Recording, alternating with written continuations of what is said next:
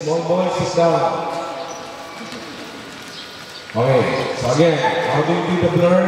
You hold the ball between the legs, right hand in front, left hand at the back. Counting is every catch, one count. Look at Coach Philip. Every catch, one count. 1, 2, 3, 4, 5. So every count, or every catch, one count.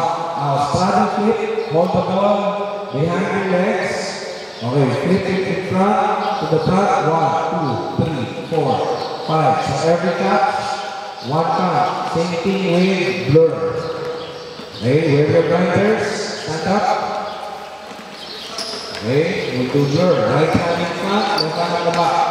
O, pantay dapat yung paa, pantay na ka. Then imagine yourself you're sitting in a small chair. O, eyes front. Tingin sa harap. Okay, ready. Ready, blur.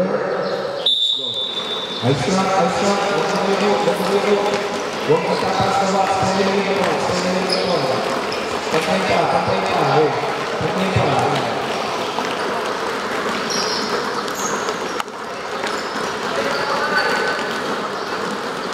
Eyes front.